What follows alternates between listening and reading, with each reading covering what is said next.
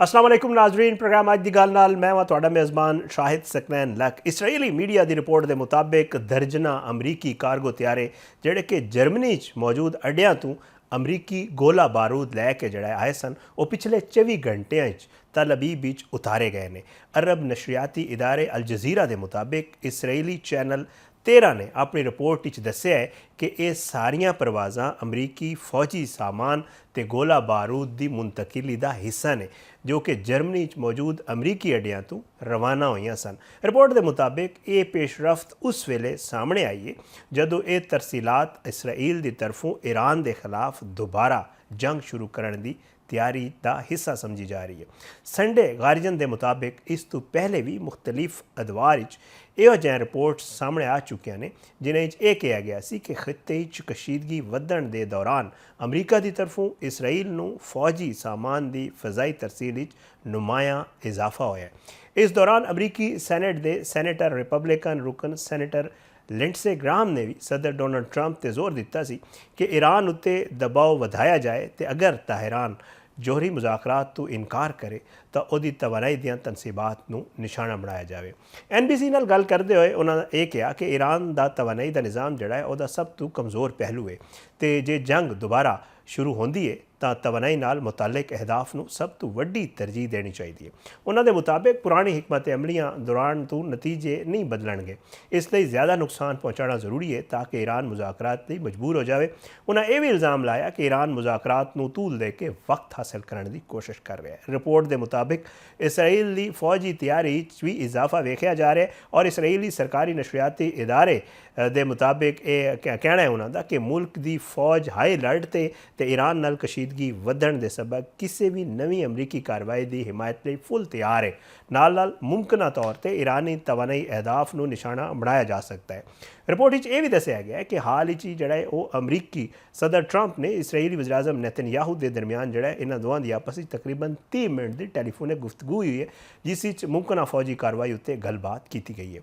Channel 12 ने यह भी रिपोर्ट किया है कि इसराइली फौज जिहड़ी है और चौकस है और किसी भी मुमकिन अमरीकी हमले तो पहले पेशगी इतला मिलने की तवक्को है, हालांकि हतमी तौर पर जिहड़ा है वह वक्त जिहड़ा है वो वाजे नहीं। दूजे पासे यह भी दस्सिया गया कि ट्रंप नूं चीन समेत बैनुल अक़वामी दबाव का सामना है तो वह नवी फौजी कशीदगी के बजाय ईरान नाल मुज़ाकरात जिहड़ा है वह दोबारा शुरू करन ये दबाव उन्होंने दिता जा रहा है। अमरीकी अखबार न्यूयॉर्क टाइम्स की एक रिपोर्ट यह भी दावा किया गया कि अमरीका तो इसराइल इस हफ्ते के अवाइल ईरान उत्ते दोबारा मुश्तरका हमला करने की तैयारी मसरूफ ने। मशरक़ वस्ता के दो आला हुकाम ने ना ज़ाहिर करने की शर्त उत्ते दस्सिया है कि दोवां मुमालिक के दरमियान जंग की मुमकिन बहाली लई ये तैयारियां रवा साल अप्रैल के आगाज़ पाकिस्तान की सालसी जंगबंदी तो बाद सब तो वड्डियां अहम तैयारियां ने। दूजे पासे अमरीकी वज़ीर दिफा पीट हैक्सेट ने कांग्रेस की समात के दौरान कानून साज़ां नूं यह दस्सिया अमरीकी फौज के कोल जरूरत पवे तो जंग जिहड़ा है उन्होंने तेज़ करने का पूरा प्लान मौजूद है। वज़ीर दिफा ने कहा है कि साढ़े कोल ज़रूरत पवे तो पिछे हटण ते अपने फौजी असासे मुंतकिल करने का जोड़ा मनसूबा है वह भी तैयार है। उन्होंने तस्दीक की कि पिछले महीने जोड़ा रोकया गया ऑपरेशन एपिक फ्यूरी सी वो चंद दिनों दोबारा शुरू हो सकता है। रिपोर्ट फौजी ज़राए के हवाले नाल यह भी कहा गया कि जेर गौर मनसूबे ईरानी पासदारान इनकलाब के ठिकाने ते फौजी ढांचे उत्ते शदीद फजाई हमले शामिल ने ते एक वड्डे खतरे जोड़ा एक वड्डे खतरे वाले मनसूबे के तहत अमरीकी स्पैशल फोर्सेस नूं ईरान ज़मीन दोज तनसीबात मौजूद जोहरी मवाद जोड़ा है उन्होंने कब्जे लैण लई भी भेजा जा सकता है। इंटैलीजेंस रिपोर्ट यह भी दस्सिया जा रहा है कि सब तो अहम हदफ जोड़ा है इसफहान की जोहरी तनसीब है और जिथे आलमी एजेंसी के मुताबिक 60% तक अफजूदा 200 किलोग्राम यूरेनियम जोड़ा है वह मौजूद है। इस तो इलावा अमरीकी इंटैलीजेंस का यह भी मनना है कि ईरान ने अपनाए हुरमज़ के कोल अपने 33 चू जोड़ा है 30 मिज़ाइल साइट्स दोबारा फाल कर दित्तियां ने जिस नाल आलमी जहाज़रानी ते तेल के टैंकर नूं खतरा जितने टैंकर्स ने उन्होंने खतरा लाक हो गया। इसराइल हुकाम का यह ख्याल है कि मुज़ाकरात की नाकामी दे जोड़े चांसेस ने वध रहे हैं जिस दे बाद उन्होंने तवानाई मराकज़ ते मिज़ाइल सिस्टम्स उत्ते हमले की तैयारी शुरू कर दी है तो फौज नूं हाई अलर्ट कर दिता है। खित्ते इस वक्त 2 अमरीकी त्यारा बरदार जहाज़ USS इब्राहिम लिंकन तो USS जॉर्ज H.W. बुश समेत 20 जंगी बैरी जहाज़ अलर्ट खड़े ने जो कि किसी भी अचानक हमले का जवाब देने लई मुकम्मल तौर पर ਤਿਆਰ ਨੇ। ਅੱਜ ਜਿਹੜਾ ਹੈ ਉਹ ईरान ਦੀ ਵਜ਼ਾਰਤ ਖਾਰਜਾ ਦੇ ਤਰਜਮਾਨ ਇਸਮਾਈਲ बुकाई ने ਕਿਹਾ ਹੈ ਕਿ ਪਾਕਿਸਤਾਨ ਦੀ ਸਾਲਸੀ 'ਚ ਅਮਰੀਕਾ ਨਾਲ ਮੁਜ਼ਾਕਰਾਤ ਜਾਰੀ ਨੇ ਤੇ ਇਹ ਰਾਬਤੇ ਪਾਕਿਸਤਾਨ ਦੇ ਜ਼ਰੀਏ ਅੱਗੇ ਵਧਾਏ ਜਾ ਰਹੇ ਨੇ। ਇਸਮਾਈਲ बुकाई ਨੇ ਇਹ ਵੀ ਕਿਹਾ ਕਿ ਇਸਰਾਈਲ ਨੂੰ ਖਿੱਤੇ ਦੀ ਸਲਾਮਤੀ ਲਈ ਖਤਰਾ ਕਰਾਰ ਦਿੰਦੇ ਆ ਔਰ ਉਹਨਾਂ ਦਾ ਇਹ ਵੀ ਕਹਿਣਾ ਸੀ ਕਿ ईरान ਆਪਣੇ ਜਿਹੜੇ ਪੜੋਸੀ ਮਮਾਲਿਕ ਨੇ ਉਹਨਾਂ ਨਾਲ ਕਿਸੇ ਵੀ ਕਿਸਮ ਦੀ ਦੁਸ਼ਮਣੀ ਨਹੀਂ ਰੱਖਣਾ ਚਾਹੁੰਦਾ ਤੇ ਖਿੱਤੇ ਦੇ ਮਮਾਲਿਕ ਨਾਲ ਤਾਲੁਕਾਤ ਨੂੰ ਹੋਰ ਬਿਹਤਰ ਬਣਾਉਣ ਦਾ ਖਾਂ ਹੈ। ईरानी वजारत खारजा के तरजमान इस्माइल बुकाई ने मीडिया नाल गलबात करते हुए यह भी कहा कि ईरान को खिते के ममालिक नाल किसी किस्म का कोई मसला नहीं, पर अमरीका तो इसराइल दियाँ पॉलिसियाँ पूरे खिते कशीदगी तो बेचैनी पैदा कर रही हैं। इस्माइल बुकाई का कहना है कि ईरान हमेशा सफारती जराए को तरजीह देता है और खिते में अमन तो इस्तेहकाम लिए जड़ा है मुज़ाकरात का अमल जरूरी है। अबनाए हुरमज़ के बारे गल करदे उन्होंने कहना सी कि ईरान अबनाए हुरमज़ तो जड़ा है वो गुजरन वाले गुजरन का जोड़ा नवा तरीकाकार है उहदे उत्ते काम कर रहा है और ताकि बहरी जहाज़ जोड़ा है उन्होंने आमदरफ्त को होर मुअस्सर तो महफूज बनाया जा सके। उन्होंने मजीद दस्या कि सिलसिले सल्तनत ओमान नाल असी राबते कर रहे हैं और दोवां ममालिक अपने हुरमज़ नवे तरीके के बारे जोड़ा है वो मुशावरत ते गलबात कर रहे हैं। अरब नशरियाती इदारे अल जजीरा के मुताबिक ईरान ने इब्तदाई तौर पर 14 नुकात का फ्रेमवर्क अमरीका को पेश किया सी, पर वाशिंगटन ने उन्हें मुस्तरद कर दिता। बाद ईरानी हुकाम ने इख्तलाफात घटाने की कोशिश कुछ नवे तजावीज़ भी दिते सन और जराए दस रहे हैं कि गुज़श्ता रोज़ तेहरान को पाकिस्तान के जरिए अमरीका की तरफों कुछ होर तरामीम भी मौसूल होई ने जिन्होंने उत्ते ईरानी हुकाम ने गौर किया तो अपनी नवी पोजीशन पाकिस्तानी सालसा को दस दी है। दूजे पासे ईरान की जी नीम सरकारी खबर असा एजेंसी फारस न्यूज़ है वो गैर मुसद्दका रिपोर्ट दावा किया है कि अमरीका ने ईरान से आयत पाबंदियां खत्म करने दे नाल जड़ा हर महाज से जंग रोकण ते ईरान के मुंजमिद असासे जड़ा मुकम्मल तौर पर बाहर करने के मुतालबे मुस्तरद कर दिते हैं। पर ईरानी वजारत खारजा के तर्जमान इस्माइल बुकाई ने रिपोर्ट्स जड़ा महज कयास राइयाँ करार दी ने और इन्होंने मुस्तरद कर दिता है। इस्माइल बुकाई ने वाजे किया है कि ईरान के पुरअमन यूरेनियम अफजूदगी के हक से किसी भी किस्म का समझौता नहीं होएगा तो यह मामला मुज़ाकरात नाकाबिले गुफ्तो शनीद है। यूरेनियम अफजूदगी का मसला जोड़ा अमरीका तो ईरान के दरमियान सब तो वड्डा इख्तलाफ बन चुके हैं क्योंकि अमरीका ईरान को कम अज़ कम 2 दहाइयां तक मुकम्मल तौर पर यूरेनियम अफजूदगी रोकने का मुतालबा कर रहे हैं और ईरान जी मुमकिन अमरीकी फौजी मुदाखलत के मामले वो जोड़ा अमरीका के अंदर सियासी तनाव भी वध गया है।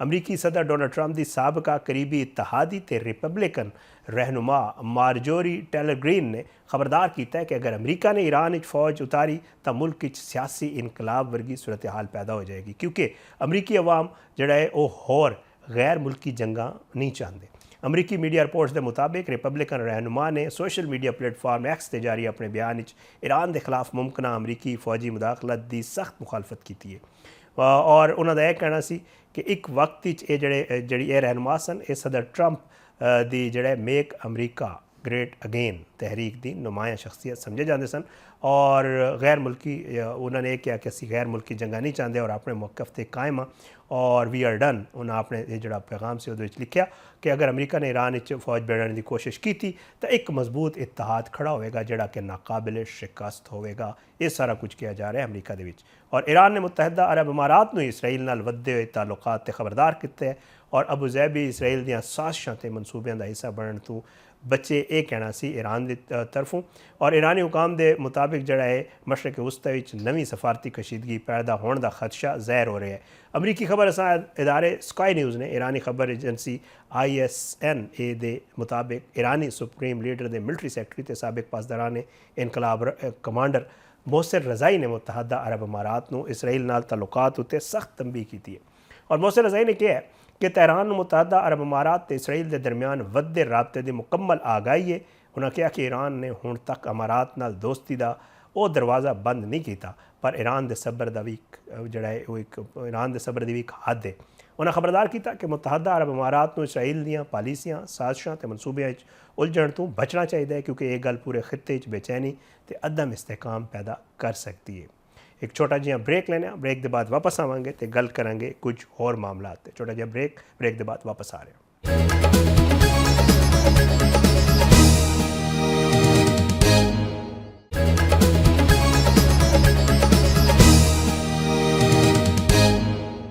Welcome back Nazreen. ਔਰ ਪ੍ਰੋਗਰਾਮ ਵਿੱਚ ਗੱਲ ਕਰਦੇ ਹਾਂ ਹੁਣ ਜ਼ਰਾ ਭਾਰਤ ਔਰ ਭਾਰਤ ਦੀ ਜਿਹੜੀ ਅਸਕਰੀ ਕਿਆਦਤ ਦਾ ਦਿਮਾਗ ਖਰਾਬ ਹੋਇਆ ਉਹਦੇ ਹਵਾਲੇ ਨਾਲ। ਸਨੀਚਰ ਨੂੰ ਇੰਡੀਅਨ ਫੌਜ ਦੇ ਸਾਲਾਨਾ ਸਿਵਲ ਤੇ ਮਿਲਟਰੀ ਮੁਬਾਹਿਸੇ ਸੈਨਾ ਸੰਵਾਦ 2026 ਵਿੱਚ ਇਜ਼ਹਾਰ ਖਾਲ ਕਰਦੇ ਹੋਏ ਇੰਡੀਆ ਦੇ ਆਰਮੀ ਚੀਫ ਕੋਲੋਂ ਸਵਾਲ ਕੀਤਾ ਗਿਆ ਕਿ ਜੇ ਪਾਕਿਸਤਾਨ ਨੇ ਦੁਬਾਰਾ ਕੁਝ ਐਸਾ ਕੀਤਾ ਤੇ ਸਾਡੇ ਕੋਲ ਜਿਹੜਾ ਉਹ ਦੁਬਾਰਾ ਆਪਰੇਸ਼ਨ ਸਿੰਦੂਰ ਕਰਨਾ ਪਵੇ ਸਾਨੂੰ, ਤਾਂ ਅਸੀਂ ਪਾਕਿਸਤਾਨ ਨੂੰ ਕਿਸ ਕਿਸਮ ਦਾ ਜਵਾਬ ਦੇਵਾਂਗੇ। ਉਹਦੇ ਉੱਤੇ ਇੰਡੀਅਨ ਆਰਮੀ ਚੀਫ ਜਿਹੜਾ ਜਨਰਲ ਉਪਿੰਦਰ, ਉਹਨਾਂ ਨੇ ਇਹ ਕਿਹਾ ਕਿ ਜੇ ਪਾਕਿਸਤਾਨ ਨੇ ਦਹਿਸ਼ਤਗਰਦਾਂ ਦੀ ਪੁਸ਼ਤ ਪਨਾਹੀ ਜਾਰੀ ਰੱਖੀ ਤੇ ਇੰਡੀਆ ਮੁਖਾਲਿਫ ਸਰਗਰਮੀਆਂ ਬੰਦ ਨਾ ਕੀਤੀਆਂ ਤਾਂ ਉਹਨੂੰ ਫੈਸਲਾ ਕਰਨਾ ਪਵੇਗਾ ਕਿ ਉਹ ਜੋਗਰਾਫੀਆ ਤੇ ਤਾਰੀਖ ਦਾ ਹਿੱਸਾ ਰਹਿਣਾ ਵੀ ਚਾਹੁੰਦਾ ਹੈ ਜਾਂ ਨਹੀਂ। ਤੁਸੀਂ ਆਪ ਸੋਚੋ ਕਿਸ ਕਿਸਮ ਦਾ ਬਿਆਨ ਦਿੱਤਾ ਉਹਨਾਂ ਨੇ। ਹਾਲਾਂਕਿ ਤੁਹਾਨੂੰ ਪਤਾ ਹੈ ਕਿ ਪਿਛਲੇ ਸਾਲ ਮਈ 'ਚ ਜਿਸ ਤਰ੍ਹਾਂ ਦੀ ਮਾਰ ਉਹਨਾਂ ਨੂੰ ਪਈ। ਬਹਰਹਾਲ ਇਹਦੇ ਉੱਤੇ ਜਿਹੜਾ ਹੈ ਉਹ ਰਿਐਕਸ਼ਨ ਦਿੰਦੇ ਹੋਏ ISPR ਨੇ ਜਿਹੜਾ ਇਹਦੇ ਉੱਤੇ ਰਿਐਕਸ਼ਨ ਦਿੱਤਾ ਔਰ ਉਹਨਾਂ ਨੇ ਭਾਰਤੀ ਆਰਮੀ ਚੀਫ ਦੇ ਪਾਕਿਸਤਾਨ ਬਾਰੇ ਜਿਹੜਾ ਹਾਲੀਆ ਇੰਟਰਵਿਊ ਹੈ ਉਹਦੇ 'ਚ ਇਸ਼ਤਿਆਲ ਅੰਗੇਜ਼ ਬਿਆਨ ਤੇ ਸਖਤ ਰੱਦ ਅਮਲ ਦਿੱਤਾ ਔਰ ਇਹ ਕਿਹਾ ਕਿ ਇਹ ਭਾਰਤੀ ਕਿਆਦਤ ਦੇ ਜ਼ਹਿਨੀ ਦਿਵਾਲੀਆਪਨ, ਤੰਗ ਨਜ਼ਰੀ ਤੇ ਜੰਗੀ ਜਨੂਨ ਦੀ ਅਕਾਸੀ ਕਰਦਾ ਹੈ। ਤਰਜਮਾਨ ਅਫਵਾਜ ਪਾਕਿस्तान ने कहा कि 8 दहाइयां गुजरन के बावजूद भारतीय क्यादत ने तारीख तो कोई सबक नहीं सीखा। मोदी सरकार की मुतकब्बर सोच जनूबी एशिया नूं बार बार जो बुराना धकेल रही है तो भारतीय क्यादत ने पाकिस्तान को अज तक भी दिल तो कबूल नहीं किया। ISPR ने कहा कि हिंदुत्व सोच के बरअक्स पाकिस्तान आलमी सतह उत्ते एक इंतहाई अहम मुल्क के ਅਤੇ ਤਸਲੀਮਸ਼ੁਦਾ ਐਟਮੀ ਤਾਕਤ ਹੈ ਜੋ ਜਨੂਬੀ ਏਸ਼ੀਆ ਦੇ ਜੋਗਰਾਫੀਆ ਤੇ ਤਾਰੀਖ ਦਾ ਨਾਕਾਬਿਲੇ ਤਰਦੀਦ ਹਿੱਸਾ ਹੈ। ISPR ਨੇ ਵਾਅਦਾ ਕੀਤਾ ਕਿ ਇੱਕ ਐਟਮੀ ਹਮਸਾਏ ਨੂੰ ਜੋਗਰਾਫੀਆ ਤੋਂ ਮਿਟਾਉਣ ਦੀ ਧਮਕੀ ਦੇਣਾ ਕੋਈ ਸਟ੍ਰੈਟੇਜਿਕ ਸਿੰਗਲਿੰਗ ਨਹੀਂ ਬਲਕਿ ਜਨੂਨ ਤੇ ਜੰਗੀ ਇਸ਼ਤਿਆਲ ਅੰਗੇਜ਼ੀ ਹੈ। ਹਕੀਕਤ ਹੈ ਕਿ ਐਸੀ ਕਿਸੇ ਵੀ ਜੋਗਰਾਫੀਆਈ ਤਬਾਹੀ ਦੇ ਅਸਰਾਤ ਯਕੀਨਨ ਦੋ ਤਰਫਾ ਤੇ ਹਮਗੀਰ ਹੋਣਗੇ। ਤਰਜਮਾਨ ਅਫਵਾਜ ਪਾਕਿस्तान ਨੇ ਮੁਤਨਬਾ ਕੀਤਾ ਕਿ ਭਾਰਤੀ ਕਿਆਦਤ ਜਨੂਬੀ ਏਸ਼ੀਆ ਨੂੰ ਇੱਕ ਔਰ ਬੁਹਰਾਨ ਜਾਂ ਜੰਗ ਦੇ ਦਲਦਲ ਵਿੱਚ ਨਾ ਧਕੇਲੇ, ਕਿਉਂਕਿ ਕਿਸੇ ਵੀ ਨਵੀਂ ਜੰਗ ਦੇ ਨਤਾਇਜ ਨਾ ਸਿਰਫ ਪੂਰੇ ਖਿੱਤੇ ਬਲਕਿ ਉਦੋਂ ਜਿਹੜਾ ਉਹ ਤੋਂ ਬਾਹਰ ਵੀ ਤਬਾਹਕੂਨ ਹੋ ਸਕਦੇ ਨੇ। ਦੂਜੇ ਪਾਸੇ ਅਕਲੀਅਤ ਮੁਖਾਲਿਫ ਸਰਗਰਮੀਆਂ ਦੇ ਇਲਜ਼ਾਮਾਤ ਦੇ ਬਾਅਦ ਹਿੰਦੂ ਦਹਿਸ਼ਤਗਰਦ ਤਨਜ਼ੀਮ RSS ਸ਼ਦੀਦ ਆਲਮੀ ਦਬਾਅ ਵਿੱਚ ਆ ਗਈ ਹੈ। ਰॉयटर्स ਦੇ ਮੁਤਾਬਿਕ RSS ਨੇ ਹਿੰਦੂਤਾ ਅਕਲੀਅਤਾਂ ਦੇ ਖਿਲਾਫ ਜਿਹੜਾ ਤਸ਼ੱਦਦ ਦੇ ਨਜ਼ਰੀਏ ਨੂੰ ਫਰੋਗ ਦਿੱਤਾ ਹੈ। RSS ਕਈ ਵਾਰੀ ਆਪਣੇ ਸ਼ਿੱਦਤ ਪਸੰਦ ਰੁਝਾਨਾਤ ਦੀ ਵਜ੍ਹਾ ਤੋਂ ਪਾਬੰਦੀਆਂ ਦਾ ਵੀ ਸ਼ਿਕਾਰ ਰਹੀ ਹੈ। ਰॉयटर्स ਇਹ ਆਪਣੀ ਰਿਪੋਰਟ ਵਿੱਚ ਦੱਸ ਰਿਹਾ ਹੈ। BJP ਦੇ ਦੌਰ ਹਕੂਮਤ ਵਿੱਚ RSS ਦੀ ਨਫ਼ਰਤ ਅੰਗੇਜ਼ ਸਿਆਸਤ ਨੂੰ ਅਰੂਜ ਹਾਸਿਲ ਹੋਇਆ ਅਤੇ ਰਾਮ ਮੰਦਿਰ ਤੇ ਕਸ਼ਮੀਰ ਦੀ ਖਸੂਸੀ ਹੈਸੀਅਤ ਖਤਮ ਕਰਨਾ RSS ਏਜੰਡੇ ਦੀਆਂ ਦੋ ਵੱਡੀਆਂ ਕਾਮਯਾਬੀਆਂ ਸਮਝੀਆਂ ਗਈਆਂ। ਰॉयटर्स ਇਹ ਕਹਿ ਰਿਹਾ। ਅਮਰੀਕੀ ਕਮਿਸ਼ਨ ਬਰਾਏ ਬੈਨ ਅਲ-ਅਕਵਾਮੀ ਮਜ਼ਹਬੀ ਆਜ਼ਾਦੀ ਨੇ RSS ਉੱਤੇ ਪਾਬੰਦੀ ਲਾਉਣ ਦੀ ਵੀ ਸਿਫਾਰਿਸ਼ ਕਰ ਦਿੱਤੀ ਹੈ। ਅਮਰੀਕੀ ਕਮਿਸ਼ਨ ਨੇ RSS ਨੂੰ ਅਕਲੀਅਤਾਂ ਦੇ ਖਿਲਾਫ ਤਸ਼ੱਦਦ ਤੇ ਅਦਮ ਬਰਦਾਸ਼ਤ ਨਾਲ ਜੋੜਿਆ ਹੈ ਔਰ ਸਿਫਾਰਿਸ਼ਾਤ ਵਿੱਚ RSS ਦੇ ਅਸਾਸੇ ਮੁੰਜਮਦ ਕਰਨ ਤੇ ਅਮਰੀਕਾ ਵਿੱਚ ਦਾਖਲੇ ਉੱਤੇ ਪਾਬੰਦੀ ਦੀ ਤਜਵੀਜ਼ ਵੀ ਸ਼ਾਮਿਲ ਹੈ। ਪਾਬੰਦੀਆਂ ਤੋਂ ਬਚਣ ਲਈ RSS ਨੇ ਆਲਮੀ ਸਤਹ ਤੇ ਲਾਬਿੰਗ ਮੁਹਿੰਮ ਵੀ ਸ਼ੁਰੂ ਕਰ ਦਿੱਤੀ। ਇਹ ਕਹਿਣਾ ਹੈ ਰॉयटर्स ਦਾ ਆਪਣੀ ਰਿਪੋਰਟ ਵਿੱਚ। ਦਬਾਅ ਵਧਾਉਣ ਦੇ ਬਾਅਦ RSS ਦੇ ਰਹਿਨੁਮਾ ਅਮਰੀਕਾ, ਬਰਤਾਨੀਆ ਤੇ ਜਰਮਨੀ ਵਿੱਚ ਜਿਹੜਾ ਹੈ ਦੱਸਿਆ ਜਾ ਰਿਹਾ ਹੈ ਕਿ ਉਹ ਸਰਗਰਮ ਹੋ ਗਏ ਨੇ। ਦਿੱਲੀ 'ਚ RSS ਦੇ ਜਨਰਲ ਸੈਕਟਰੀ ਜਿਹੜਾ ਉਹਨਾਂ ਨੇ ਬਰੀਫਿੰਗ ਦਿੱਤੀ ਤੇ ਯੂਰਪ ਤੇ ਏਸ਼ੀਆ ਵਿੱਚ ਮਜ਼ੀਦ ਲਾਬਿੰਗ ਦਾ ਵੀ ਐਲਾਨ ਕੀਤਾ। रॉयटर्स ਇਹ ਦੱਸ ਰਿਹਾ ਹੈ ਕਿ RSS ਦੇ ਰਹਿਨੁਮਾ ਮੋਦੀ ਹਕੂਮਤ ਤੋਂ ਮਜ਼ਹਬੀ ਸ਼ਿੱਦਤ ਪਸੰਦੀ ਦਾ ਲੇਬਲ ਹਟਾਉਣ ਦੀ ਵੀ ਕੋਸ਼ਿਸ਼ ਕਰ ਰਹੇ ਨੇ ਔਰ 1925 ਤੋਂ ਕਾਇਮ RSS ਮਹਾਤਮਾ ਗਾਂਧੀ ਦੇ ਕਤਲ ਵਿੱਚ ਵੀ ਮੁਲਵਿਸ ਰਹੀ।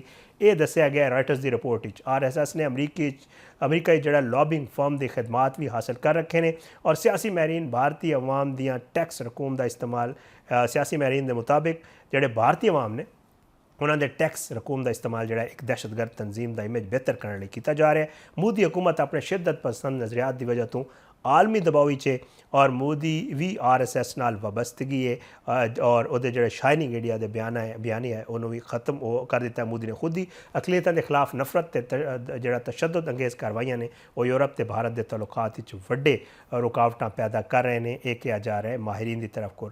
ਹਾਲ ਦੀ ਚੀਜ਼ ਤੁਸੀਂ ਵੇਖਿਆ ਕਿ ਪਾਕਿਸਤਾਨ ਤੇ ਭਾਰਤ ਦੇ ਹਾਲਾਤ ਜਿਹੜਾ ਹੈ ਉਹ ਕਾਫੀ ਖਰਾਬ ਨੇ।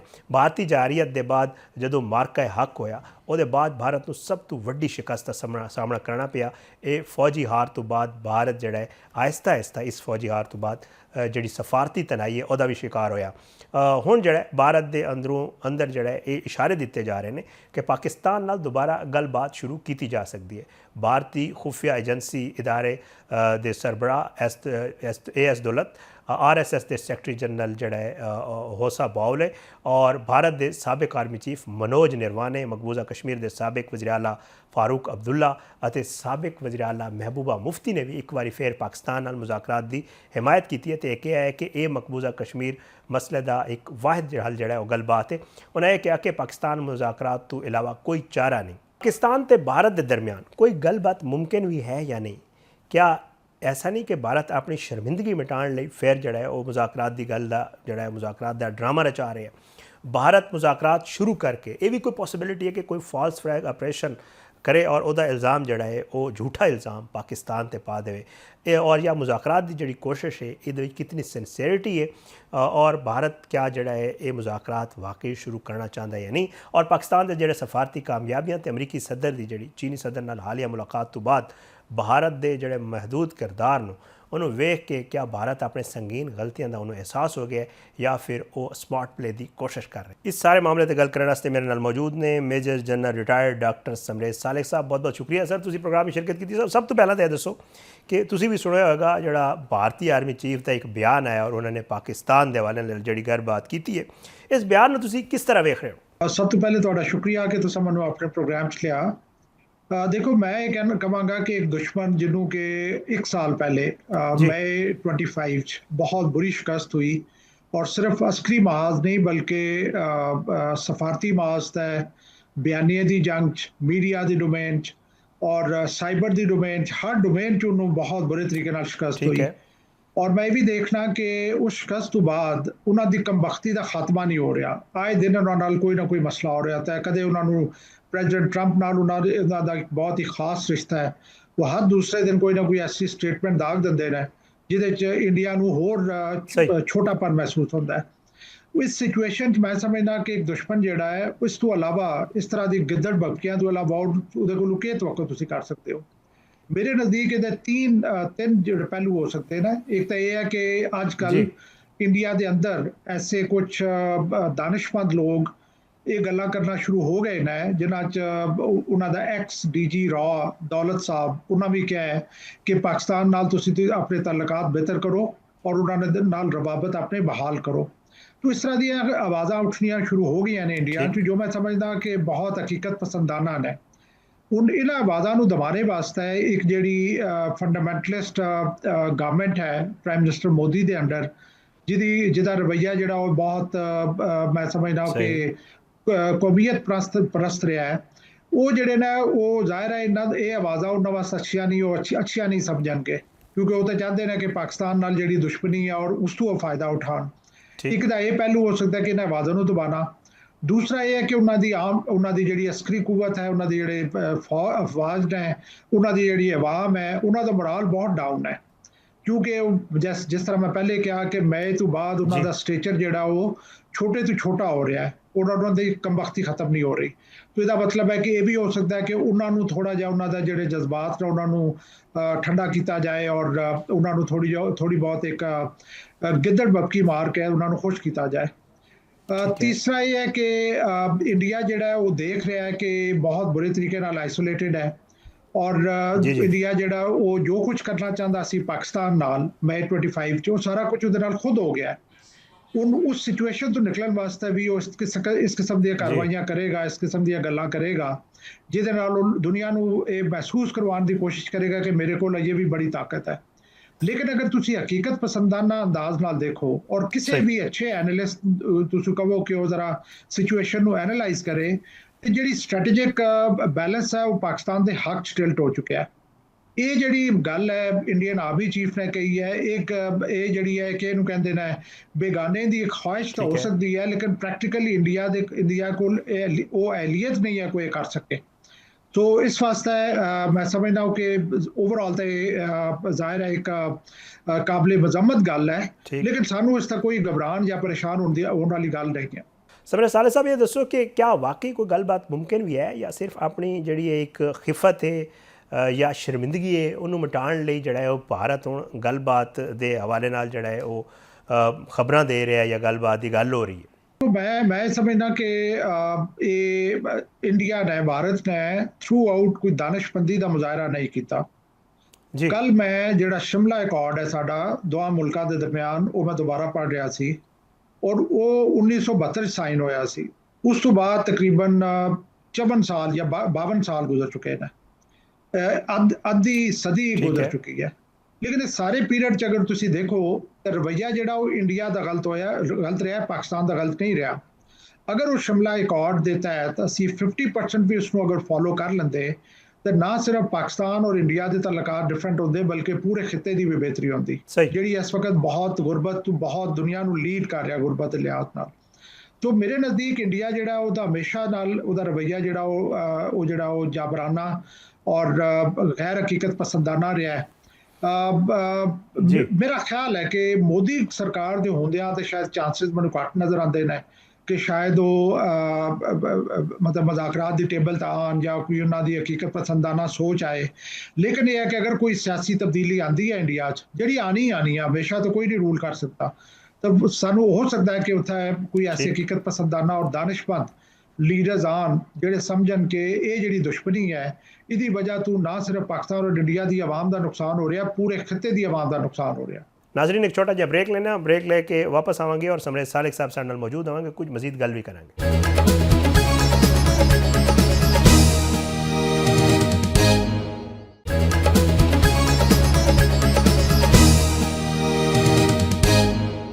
ਵੈਲਕਮ ਬੈਕ ਨਾਜ਼ਰੀਨ, ਅਸੀਂ ਗੱਲ ਕਰ ਰਹੇ ਹਾਂ ਭਾਰਤ ਦੇ ਮਾਮਲਾਤ ਤੇ ਔਰ ਸਾਡੇ ਨਾਲ ਮੌਜੂਦ ਨੇ ਮੇਜਰ ਜਨਰਲ ਰਿਟਾਇਰਡ ਸਮਰੇਜ਼ ਸਾਲਿਕ ਸਾਹਿਬ। ਸਮਰੇਜ਼ ਸਾਲਿਕ ਸਾਹਿਬ, ਇਹ ਵੀ ਦੱਸੋ ਕਿ ਭਾਰਤ ਦੀ ਜਿਹੜੇ ਤੁਹਾਨੂੰ ਪਤਾ ਹੈ ਕਿ ਭਾਰਤ ਅਕਸਰ ਬੇਸ਼ਤਰ ਇਸ ਤਰ੍ਹਾਂ ਦੇ ਮਾਮਲਾਤ ਕਰਦਾ ਹੈ, ਗੱਲਬਾਤ ਦੇ ਹਵਾਲੇ ਨਾਲ ਵੀ ਮਾਮਲਾਤ ਹੁੰਦੇ ਨੇ ਔਰ ਉਹਦੇ ਇਲਾਵਾ ਫਾਸਟ ਟਰੈਕ ਆਪਰੇਸ਼ਨ ਵੀ ਹੁੰਦੇ ਨੇ। ਤੁਸੀਂ ਹਿਸਟਰੀ ਨੂੰ ਵੇਖੋ, ਤੁਹਾਡਾ ਤਾਂ ਆਪਣਾ ਇੱਕ ਬਹੁਤ ਵੱਡਾ ਤਜਰਬਾ ਹੈ, ਇਹ ਵੀ ਹੋ ਸਕਦਾ ਹੈ ਕਿ ਭਾਰਤ ਤੋਂ ਆਪਣੀ ਗਲਤੀ ਦਾ ਅਹਿਸਾਸ ਹੋ ਗਿਆ ਹੋਵੇ। ਦੇਖੋ, ਅਗਰ ਅਸੀਂ ਹਿਸਟਰੀ ਦੇਖੀਏ ਨਾ ਤਾਂ ਮੇਰਾ ਖਿਆਲ ਹੈ 96-97 ਜਿਸ ਵਕਤ ਪ੍ਰਾਈਮ ਮਿਨਿਸਟਰ ਵਾਜਪਾਈ ਪਾਕਿਸਤਾਨ ਆਏ ਸੀ, तो उस वक्त उन्होंने पहली दफ़ा स्टेटमेंट दी सी मीनारे पाकिस्तान तक खड़े होके कि पाकिस्तान एक हकीकत है। इस तो पहले तो पाकिस्तान के जवाब नूं ही मनण वास्ते तैयार नहीं सन, जिहड़ी कि एक बहुत बड़ी एक माइलस्टोन बेहतरी समझी जा रही सी कि एक ऐसा मुल्क जिहड़ा हमेशा पाकिस्तान के जवाब नूं भी कंटेस्ट करता रहा है, वो एक इस हकीकत मनण ते तैयार है कि जी पाकिस्तान एक हकीकत है। उस तो बजाय इसके कि उस तो अगे सफ़र हुंदा, उस तो रिवर्स गेयर लग गए। और लेकिन ये है कि अगर इंडिया अपने ज़हन च रखे कि जो कुछ उहदे नाल मई 25 च होया है, और अगे भी मैं तुहानूं दसना कि मैं मतलब एक मिलिटरी स्ट्रैटेजी का शागिर्द होंदियां मैं कह सकना आइंदा तो इंडिया एटलीस्ट कुछ अरसे तक सोच भी नहीं सकता कि पाकिस्तान की तरफ और काली निगाह नाल देखे। लेकिन ये कि ये तो उन्होंने एहसास होना चाहिए कि ये हुण वो चीज़ नहीं है कि जिहड़ी आसानी नाल जिहड़ा समझदे सी कि साडे वास्ते करन वाला और असीं जिस टाइम जो चाहिए कर सकते हैं।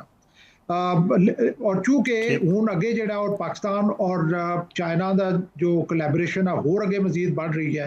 तुसां J-35 का भी सुनिया होएगा, तुसां होर भी इक्विपमेंट का सुनिया होएगा, तो इस वास्ते इंडिया ये भुल जाए कि मुज़ाकरात तो अलावा भी उहदे कोल कोई रास्ता है। ਸਮਰੇਜ਼ ਸਾਲਿਕ ਸਾਹਿਬ, ਇਸ ਗੱਲ ਦੇ ਕਿੰਨੇ ਚਾਂਸਸ ਨੇ ਕਿ ਭਾਰਤ ਜਿਹੜਾ ਹੈ ਉਹ ਗੱਲਬਾਤ ਮੁਜ਼ਾਕਰਾਤ ਦੀ ਗੱਲਬਾਤ ਕਰੇ ਔਰ ਉਹਦੇ ਬਾਅਦ ਜਿਹੜਾ ਹੈ ਉਹ ਕੋਈ ਫਾਲਸ ਫਲੈਗ ਆਪਰੇਸ਼ਨ ਕਰੇ ਔਰ ਉਹਦਾ ਇਲਜ਼ਾਮ ਪਾਕਿਸਤਾਨ ਤੇ ਲਾ ਕੇ ਕਹੇ ਕਿ ਜੀ ਦੇਖੋ ਨਹੀਂ ਅਸੀਂ ਤੇ ਗੱਲਬਾਤ ਕਰਨਾ ਚਾਹੁੰਦੇ ਹਾਂ ਲੇਕਿਨ ਪਾਕਿਸਤਾਨ ਨਹੀਂ ਕਰਨਾ ਚਾਹੁੰਦਾ, ਇਸ ਹਵਾਲੇ ਨਾਲ ਕੀ ਕਹੋਗੇ ਸਰ? ਦੇਖੋ, false flag operation particularly prime minister Modi ਦੇ ਅੰਡਰ ਇੰਡੀਆ ਨੇ ਇਹਦੇ ਤਾਂ ਮਾਸਟਰੀ ਅਚੀਵ ਕੀਤੀ, ਕਿਉਂਕਿ ਪਿਛਲੇ 10 ਸਾਲ ਤੋਂ ਇਹ ਕੁਝ ਕਰਦੇ ਆ ਰਹੇ ਨੇ कि एक फॉल्स फ्लैग ऑपरेशन किया, एक जड़ा एक फैब्रिकेटेड नैरेटिव बनाया और पाकिस्तान से चढ़ाई कर दी, और उस प्रोसेस के अंदर कुछ अपने पोलिटिकल ऑब्जेक्टिव जोड़े ना हासिल करने की कोशिश की। लेकिन तुसा ये देखा है कि मई 25 तो बाद इंडिया जड़ा बहुत बुरे तरीके नाल पूरी दुनिया च एक्सपोज होया है। वो जड़ा काम जिहदे नाल पहले कामयाबी हासिल कर रहा सी, वो 2025 वो कामयाबी हासिल करने चू फेल होया। उन्हें अपने एक तुरम खान जिहदा नाम है कि शशि थरूर, उन्होंने दुनिया के मुख्तलिफ कैपिटल च भेजा, लेकिन तुसां देखा कि किस तरीके नाल वो नाकाम होकर वापस आया। क्योंकि पहली तो गल ये है कि दुनिया को पता लग गया कि हमेशा झूठ बोलते हैं, फ्रेम करते हैं और फॉल्स नैरेटिव बनाते हैं। और दूसरा ये है कि जिहड़े शशि थरूर के अल्फाज सन वो उन्होंने पिछे सॉलिड एक्शन नहीं सन, साढ़े जिहड़े अल्फाज सन उन्होंने पिछे सॉलिड एक्शन सन। जो एक होर वजह बनती है कि इंडिया को एहसास हो जाए कि ये जड़ा झूठ और फ्रेम वाला जड़ा उन्होंने सफ़र है ये अगे मजीद नहीं चलेगा। ना सिर्फ पाकिस्तान उहदे मनण ते तैयार नहीं है, दुनिया भी उहदे ते मनण ते तैयार नहीं है। सो इसका मतलब है कि होर भी ज़्यादा जड़ा वजह बनती है कि इंडिया जड़ा नगोशिएटिंग टेबल पर बैठे और पाकिस्तान नाल पीसफुली अपने ਜਿਹੜੇ ਜਿਹੜੇ ਮਸਾਇਲ ਆ ਉਹਨਾਂ ਦਾ ਹੱਲ ਤਲਾਸ਼ ਕਰੇ। ਸਮਰੇਜ਼ ਸਾਲਕ ਸਾਹਿਬ, ਅਮਰੀਕੀ ਕਮਿਸ਼ਨ ਬਰਾਏ ਬੈਨ ਉਲ ਅਕਵਾਮੀ ਮਜ਼ਹਬੀ ਆਜ਼ਾਦੀ ਨੇ ਜਿਹੜਾ ਉਹ RSS ਤੇ ਪਾਬੰਦੀ ਲਾਉਣ ਦੀ ਜਿਹੜਾ ਤਜਵੀਜ਼ ਦਿੱਤੀ ਹੈ ਬਾਕਾਇਦਾ ਤੌਰ ਤੇ, ਔਰ ਉਹਨਾਂ ਨੇ ਇਹ ਦੱਸਿਆ ਹੈ ਕਿ ਜੀ ਕਿਉਂਕਿ ਜਿਹੜੀ ਮੌਜੂਦਾ BJP ਹਕੂਮਤ ਹੈ, ਮੋਦੀ ਦੀ ਹਕੂਮਤ ਹੈ, ਉਸਨੇ ਅਕਲੀਅਤਾਂ ਦੇ ਖਿਲਾਫ ਤਸ਼ੱਦਦ ਨੂੰ ਉਹਦੇ ਵਿੱਚ ਬੜਾ ਫਰੋਗ ਦਿੱਤਾ ਹੈ ਔਰ ਤਸ਼ੱਦਦ ਹੋਏ ਹੈ। ਤੇ ਇਸ ਸਾਰੇ ਮਾਮਲੇ ਨੂੰ ਕਿਉਂਕਿ ਮੋਦੀ, RSS ਔਰ BJP ਇਹ ਤਾਂ ਇੱਕ ਹੀ ਚੀਜ਼ ਨੇ ਨਾ, ਤੇ ਫਿਰ ਮੋਦੀ ਦੀ ਮੌਜੂਦਗੀ ਤੁਹਾਨੂੰ ਲੱਗ ਰਿਹਾ ਕਿ ਇਸ ਤਰ੍ਹਾਂ ਦੀ ਕੋਈ ਸੂਰਤ ਹਾਲ ਪੈਦਾ ਹੋ ਜਾਵੇਗੀ ਕਿ ਜੀ RSS ਤੇ ਪਾਬੰਦੀ ਲੱਗ ਜਾਵੇ ਜਾਂ ਕੋਈ ਮਾਮਲਾ ਹੋਵੇ, ਆਲਦੋ ਲੌਬਿੰਗ ਵੀ ਕਰ ਰਹੇ ਨੇ ਉਹਨੂੰ ਜਿਹੜਾ ਹੈ ਬਿਹਤਰ ਕਰਨ ਵਾਸਤੇ? ਮੈਂ ਇਹ ਸਮਝਦਾ ਕਿ ਮੈਂ ਹਮੇਸ਼ਾ ਤੋਂ ਕਹਿੰਦਾ ਰਿਹਾ ਕਿ BJP ਦੀ ਜਿਹੜੀ ਸਰਕਾਰ ਹੈ ਉਹ ਪਾਕਿਸਤਾਨ ਵਾਸਤੇ ਇੱਕ ਨੇਮਤ ਹੈ। ਉਹਦੀ ਵਜ੍ਹਾ ਮੈਂ ਐਕਸਪਲੇਨ ਕਰਨਾ ਚਾਹੁੰਦਾ ਕਿ ਮੈਂ ਇਸ ਤਰ੍ਹਾਂ ਕਿਉਂ ਕਹਿਣਾ। ਸਭ ਤੋਂ ਪਹਿਲੇ ਤੁਸੀਂ ਦੇਖੋ ਕਿ 1998 'ਚ ਇੰਡੀਆ ਨੇ ਐਟਮੀ ਦਬਾਕੇ ਕੀਤੇ ਔਰ ਪਾਕਿਸਤਾਨ ਨੂੰ ਜਵਾਜ਼ ਮੁਹੱਈਆ ਕਰ ਦਿੱਤਾ ਕਿ ਪਾਕਿਸਤਾਨ ਵੀ ਐਟਮੀ ਦਬਾਕੇ ਕਰੇ। ਅਗਰ ਇੰਡੀਆ 3 ਸਾਲ ਲੇਟ ਕਰ ਦਿੰਦਾ ਔਰ 2001 ਹੋ ਚੁੱਕਾ ਹੁੰਦਾ, ਜਿਹੜਾ 2001 ਦਾ ਜਿਹੜਾ ਵਰਲਡ ਟ੍ਰੇਡ ਸੈਂਟਰ ਦਾ ਅਟੈਕ ਹੋਇਆ ਸੀ, ਦੁਨੀਆ ਨੇ ਤੁਹਾਨੂੰ ਕਿਸੇ ਹਾਲਤ ਵੀ ਨਿਊਕਲੀਅਰ ਧਮਾਕੇ ਨਹੀਂ ਕਰਨ ਦੇਣੇ ਸੀ। ਜੋ ਇੰਡੀਆ ਨੇ ਤੁਹਾਨੂੰ ਓਪਰਚੁਨਿਟੀ ਮੁਹੱਈਆ ਕੀਤੀ ਕਿ ਤੁਸੀਂ ਨਿਊਕਲੀਅਰ ਧਮਾਕੇ ਕੀਤੇ ਔਰ ਆਪਣਾ ਦੁਨੀਆ ਨੂੰ ਮਨਵਾਇਆ ਕਿ ਤੁਸੀਂ ਨਿਊਕਲੀਅਰ ਤਾਕਤ ਹੋ। ਇਸ ਤੋਂ ਇਲਾਵਾ ਤੁਸੀਂ ਦੇਖੋ ਤਾਂ ਥਰੂ ਆਊਟ ਇੰਡੀਆ ਨੇ ਪਾਕਿਸਤਾਨ ਨਾਲ ਐਸਕੇਲੇਸ਼ਨ ਕਰਕੇ, ਜੰਗੀ ਮਾਹੌਲ ਕ੍ਰੀਏਟ ਕਰਕੇ ਸਾਨੂੰ ਮੈਂ ਸਮਝਦਾ, ਮੈਂ ਕਹਿੰਦਾ ਹੁੰਦਾ ਕਿ ਜਦੋਂ ਤੱਕ ਸੋਨਾ ਅੱਗ ਚੋਂ ਨਾ ਗੁਜ਼ਰੇ ਉਹ ਕੁੰਦਨ ਨਹੀਂ ਬਣਦਾ। ਤੇ ਬਹੁਤ ਸਾਰੀ ਸਾਡੀਆਂ ਜਿਹੜੀਆਂ ਕਮਜ਼ੋਰੀਆਂ ਸੀ ਉਹ ਦੂਰ ਕਰਵਾ ਦਿੱਤੀਆਂ। ਤੀਸਰਾ ਇਹ ਹੈ ਕਿ ਅਸੀਂ ਮਿਲਟਰੀ ਸਟ੍ਰੈਟੇਜੀ ਪੜ੍ਹਦੇ ਸੀ ਕਿ ਜਦੋਂ ਵੀ ਤੁਸੀਂ ਆਪਣੇ ਦੁਸ਼ਮਣ ਨੂੰ ਮਾਤ ਦੇਣੀ ਹੈ ਤਾਂ ਉਹਦੀ ਸੈਂਟਰ ਆਫ ਗ੍ਰੈਵਿਟੀ ਤਲਾਸ਼ ਕਰੋ ਔਰ ਉਸ ਸੈਂਟਰ ਆਫ ਗ੍ਰੈਵਿਟੀ ਨੂੰ ਜਾ ਕੇ ਹਿੱਟ ਕਰੋ, ਫਿਰ ਹੀ ਜਾ ਕੇ ਉਹ ਦੁਸ਼ਮਣ ਜਿਹੜਾ ਉਹ ਬ੍ਰੇਕ ਹੋਏਗਾ। ਇੰਡੀਆ ਦੀ ਜਿਹੜੀ ਸੈਂਟਰ ਆਫ ਗ੍ਰੈਵਿਟੀ ਅਸੀਂ ਹਮੇਸ਼ਾ ਸਮਝਦੇ ਸੀ ਉਹ ਸੀ ਸੈਕੂਲਰਿਜ਼ਮ, ਕਿ ਤਮਾਮ ਮਜ਼ਾਹਿਬ ਦੇ ਨਾਲ ਮਿਲ ਕੇ ਅਮਨ ਨਾਲ ਐਗਜ਼ਿਸਟ ਕਰਨਾ। BJP ਸਰਕਾਰ ਔਰ particularly under prime minister Modi, ਇਹਨਾਂ ਆਪਣੇ ਹਿੰਦੂਤਵਾ ਨੂੰ ਬਹੁਤ ਜ਼ਿਆਦਾ ਬੜਾਵਾ ਦਿੱਤਾ ਹੈ। ਉਹਨਾਂ ਜਿਹੜੀ ਸੈਕੂਲਰਿਜ਼ਮ ਜਿਹਨੂੰ ਇੱਕ ਸੈਂਟਰ ਆਫ ਗ੍ਰੈਵਿਟੀ ਸਮਝਿਆ ਜਾਂਦਾ, ਉਹਨੂੰ ਖੁਦ ਉਹ ਆਪਣਾ ਡੈਮੇਜ ਕਰ ਰਹੇ ਨੇ, ਵੇਅਰਐਜ਼ ਕਿਸੇ ਦੁਸ਼ਮਣ ਨੂੰ ਉਹਨੂੰ ਡੈਮੇਜ ਕਰਨਾ ਚਾਹੀਦਾ।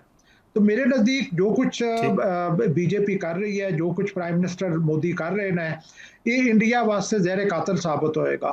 और तुसी देखोगे कि आइंदा आने वाले वक्त इंडिया के मजीद टोटे होंगे और वो उन्होंने अपनी हरकतों की वजह तो होंगे, वेयर डेफिनेटली वो बाहर ਨੂੰ ਬਲੇਮ ਕਰਨਗੇ। लेकिन जो पॉलिसीज़ प्राइम मिनिस्टर मोदी ने अडॉप्ट की ने, जिस तरीके नाल उन्होंने मुसलमानों को दबाया जाता है, क्रिश्चियंस को दबाया जाता है, बाकी अकलीतां को दबाया जाता है, ये ਜਿਹੜਾ एक्चुअल इंडिया सी ਜਿਹਦੇ सैकूलरिज्म एक उन्होंने एक बहुत खूबी सी, वो आज का India under prime minister Modi वो वाला इंडिया नहीं है, जिसकी वजह तो उन्होंने बहुत सारे जोड़े अकलमंद और दानिशमंद लोग ने वो पहले ही महसूस कर रहे हैं कि BJP इंडिया नू अंदर तो जी है वो खा रही है। बहुत बहुत शुक्रिया समरेश सालक साहब, तुसीं प्रोग्राम में शिरकत की। नाज़रीन एक छोटा जिहा ब्रेक के बाद वापस आवांगे तो कुछ मजीद मामलात ते गल करेंगे।